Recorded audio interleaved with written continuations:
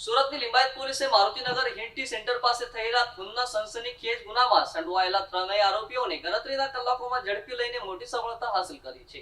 આ બનાવ સ્થાનિક વિસ્તારમાં ચકચાર મચાવી ગયો હતો। પોલીસ સૂત્રો અનુસાર આરોપીઓએ લિંબાયત વિસ્તારમાં આવેલા હિન્ટી સેન્ટર નજીક એક યુવક પર જીવલેણ હુમલો કરીને તેનું નિર્ધારિત રીતે ખૂન કર્યું હતું।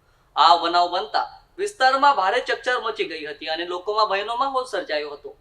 હુમલા બાદ ત્રણેય આરોપીઓ ઘટના સ્થળેથી ફરાર થઈ ગયા હતા, જેના કારણે પોલીસ માટે તેમને ઝડપી પાડવાનો મોટો પડકાર ઊભો થયો હતો।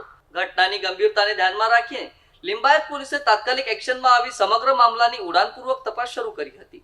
પોલીસે આસપાસના સીસીટીવી ફૂટેજ ચેક કર્યા, સ્થાનિક લોકોના નિવેદનો નોંધ્યા તેમજ ટેકનિકલ સર્વેલન્સ અને બાતમીદારોની મદદથી આરોપીઓ સુધી પહોંચવાનો પ્રયાસ કર્યો હતો। સતત તપાસ અને ચોક્કસ માહિતીના આધારે પોલીસે ગણતરીના સમયમાં ત્રણેય આરોપીઓને ઝડપી પાડવામાં સફળતા મેળવી હતી।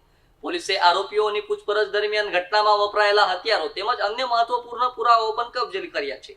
તપાસ દરમિયાન આરોપીઓ અને મૃતક વચ્ચે જૂની અદાવત કે અન્ય કોઈ કારણ ન હતું કે કેમ તે દિશામાં પણ તપાસ હાથ ધરવામાં આવી રહી છે।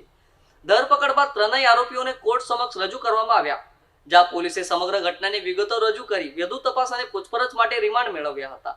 પોલીસ હાલ આ હત્યાકાંડમાં અન્ય કોઈ લોકો સંડોવાયેલા છે કે નહીં તે દિશામાં પણ તપાસ આગળ વધાવી રહ્યા છે। સાથે જ વિસ્તારમાં કાયદો અને વ્યવસ્થા જળવાઈ રહે તે માટે પોલીસ દ્વારા ચુસ્ત બંદોબસ્ત ગોઠવવામાં આવેલ છે।